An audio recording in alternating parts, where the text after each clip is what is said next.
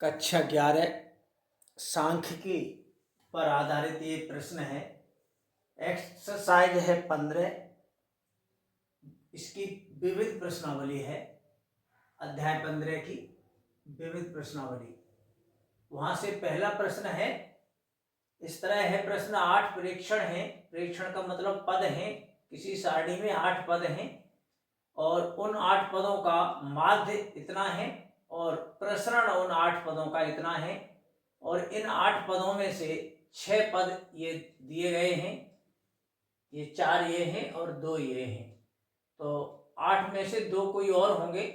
2 प्रेक्षण, जिन्हें पदों को ही कहते हैं प्रेक्षण, उनको ज्ञात करना है। 2 अज्ञात प्रेक्षण हैं, अज्ञात पद हैं जिन्हें ज्ञात करना है और इन सभी 8 पदों का प्रसरण और माध्य दिया हुआ है। तो ये सारणी जैसे बनाते हैं उस तरह की सारणी बनाई गई है। पद लिखते हैं, एक्स से व्यक्त करते हैं। तो ये 6 पद हैं आपके, वो लिखे हैं। 4 ये हैं, 2 ये हैं। तो 6, 7, 10, 12, 12, 13 ये तो दिए गए 6 पद हैं। 2 कोई और हैं जो ज्ञात करने हैं, उन्हें ए और बी मान लिया गया है। इनको जोड़ दिया गया है। ये 6 पदों का योग जो दिए गए हैं उनका योग 60 बैठता है और 2 और हैं ए और बी जो मान लिए गए हैं, हमें ज्ञात करने हैं। तो इन सबको जोड़ेंगे तो ए प्लस बी इन दोनों का योग हो गया और ऊपर का 60 हो गया प्लस 60। अब इनका माध्य दिया हुआ है 9। माध्य के सापेक्ष इन पदों का विचलन निकाला है। विचलन से मतलब है कितना कम है पद माध्य से, यानी पदों में से माध्य घटा के जो निकलता है उसे विचलन कहते हैं। डी से व्यक्त करते हैं। डी बराबर एक्स माइनस एक्स बार। एक्स पद होते हैं और एक्स बार माध्य है जिसका मान ये 9 दिया हुआ है। तो सब में से 9 घटाया और जो आया वो यहाँ लिखा।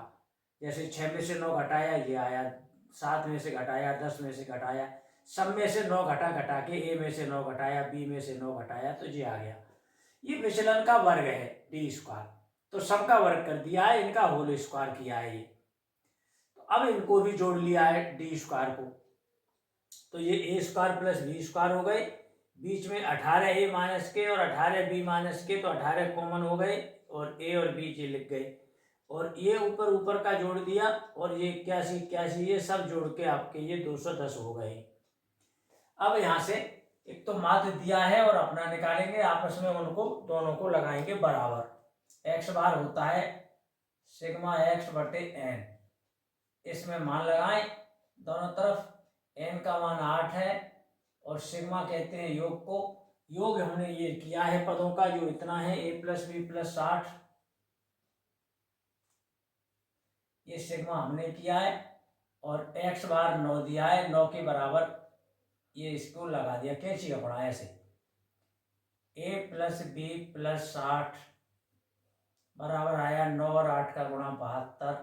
60 इधर आके माइनस हो जाएंगे तो ए प्लस बी के रूप में 12 बचेंगे। 72 में से 60 घट के सीधा लिख दिया है। इसे समीकरण नंबर 1 नाम दे दिया गया है। तो माध्य निकाला और दिए हुए माध्य के बराबर आया, लगा दिया। माध्य ऐसे निकलता है और ये दिया हुआ है, हमने निकाला है और दिया हुआ आपस में बराबर लगा दिया तो ये समीकरण बन गया। इसी तरह प्रसरण निकालेंगे और दिए हुए के बराबर लगा देंगे। सिग्मा स्क्वायर ये प्रसरण को व्यक्त करता है, सिग्मा स्क्वायर इसका मान होता है विचलनों का वर्ग बटे पदों की संख्या n। इसमें मान लगाइए दोनों तरफ जो भी मान हमें ज्ञात हैं और दिए हुए हैं सब। n का मान तो 8 है और ये सिग्मा प्रसरण कहते हैं जिसका मान दिया है 9.25। ये सिग्मा स्क्वायर होता है। तो अब ये सिग्मा डी स्क्वायर का सिग्मा ये जो किया है वो लिखो। क्या किया है? A square plus b square minus 18 कोष्टक में ए प्लस बी प्लस 210 ये दिया हुआ है। बटे 1 करते हुए कैंची का गुणा ऐसे। A square plus b square minus 18 कोष्टक में ए प्लस बी का ये मान भी लगाते चलो। समीकरण 1 में से 12 हो गया। ए प्लस बी की जगह यहाँ 12 लिख दिया प्लस 210 बराबर 8 का इधर गुणा ऐसे। 8 पंच 40, 8 दूनी 16 और 2 20, हासिल अब 2 हो गए, और 8 नम 72 और 2 74, ये 74 आ गया। अब इन सबको इधर लाएंगे, a square plus b square, b लिखूंगा यहाँ, ये गुणा कर लो, 18 दूनी 36, 18 एकन 18 और 3 21, प्लस 210 माइनस 74 बराबर 0। ये बी स्क्वायर, बी यहाँ लिखा जाएगा समीकरण 1 में से बी का मान 12 माइनस ए, ऐसे निकालते हैं, हल करके ये आ जाएगा यहाँ से। इसे खोल दो, 12 का वर्ग 144 प्लस ए स्क्वायर माइनस 12 दूनी 24 ए। अब ये देखो 210 और 216, ये माइनस के 6 इसमें जुड़ जाएंगे, 8 80 हो गए माइनस के, बराबर 0। 210 प्लस के और ये मिला के 6 माइनस के इसमें जुड़ गए, माइनस वाले में 80 हो गए। ए और ए स्क्वायर करके डबल ए स्क्वायर और माइनस के 24 ए, 144 में से घटा दो 80, प्लस के बचेंगे 4 बचे, ये 14 में से 8 गए 6, 2 का भाग लगेगा, ए स्क्वायर माइनस 12 ए प्लस 32 बराबर 0।